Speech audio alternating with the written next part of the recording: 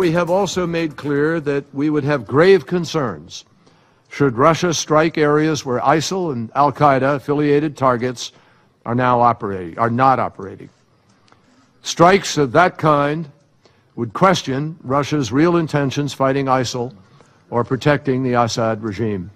Secretary of State John Kerry earlier today at the UN Security Council discussing concerns that Russia is hitting non-ISIS targets in Syria.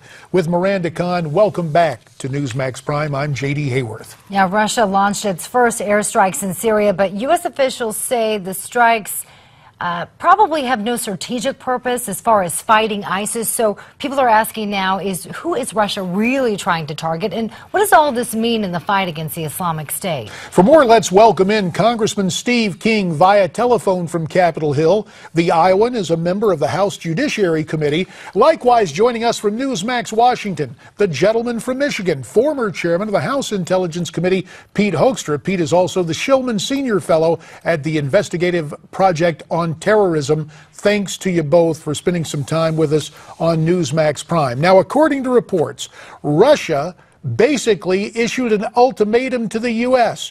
saying American warplanes needed to be out of Syrian airspace while the Russians conducted their airstrikes. Pete Hoekstra, is Russia moving to overshadow the U.S. and basically order us around? They're not moving to overshadow us, J.D. They already have. As in regards to the clip that you played of our Secretary of State, I mean, send the undersecretary of the undersecretary to the UN to start whining about, well, they're hitting targets that aren't going after ISIS, and, you know, we don't agree with that. Russia knows exactly what it's doing. It's showing leadership. I don't agree with it. They're going in, but they're sending a clear signal. They're there to protect Bashar al-Assad, and they're going to do everything they can to keep him in power. There's no uncertainty about what they're doing. They're pushing the United States around. America finally needs to show some leadership. We're not getting it out of the Secretary of State, and we're surely not getting it out of this president. You're saying we need to show some leadership. How should we do that? How should we respond to Putin's actions? Well, what we need to do is we need to put in place a strategy that this president has been dithering around for the last 2-3 years. How are we going to confront, contain, and defeat ISIL? The first thing that they can do is sufficiently arm the Kurds, our Sunni allies in Iraq, and drive ISIS and ISIL out of Iraq, contain this fight to Syria, which is much more complicated, but at least win decisively in Iraq, and do it with the people who are having thousands of their Peshmerga and other fighters already have died for that. Give them the equipment to be the front lines and be effective. Let me turn to Steve King, who is up on Capitol Hill. Steve, when you heard what was going on today, what was your reaction and what were the reactions of your colleagues? Well, most of my colleagues were surprised and appalled that they could carry this far. You know, the news has said that the Russians have built at least 2 runways, if not 2 airstrips, there to fly their combat aircraft off of. There's no way that this administration could have not known that. And yet, of all of the trial balloons they float out there, and the security being loose lips out of the White House, they were tight lips about this. And so it is. Our look at it is just along with Pete's in that way.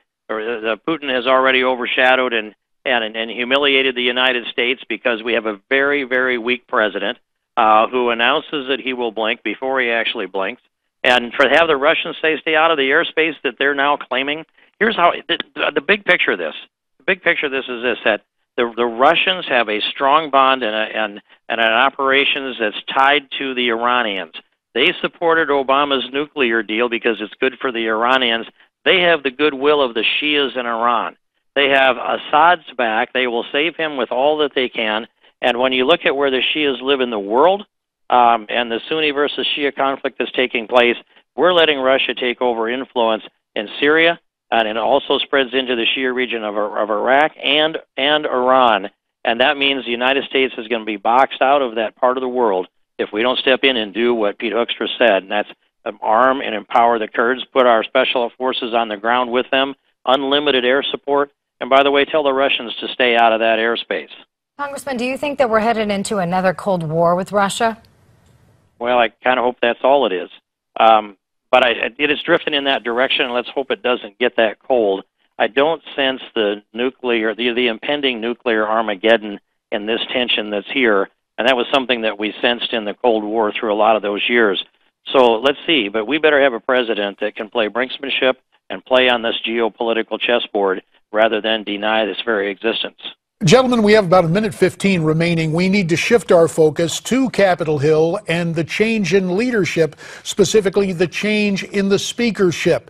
I'll get to Pete in just a second, but Steve, since you're a voting member of the House Republican Conference, everybody's saying Kevin McCarthy is a shoo-in. Is he, or who do you want to see as Speaker? 20 seconds.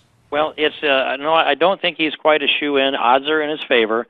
I nominated Dan Webster in January. We'll see how strong Dan gets. I want to restore Article 1 constitutional authority to the House of Representatives, and we've got a week to talk about that before we have to vote, J.D.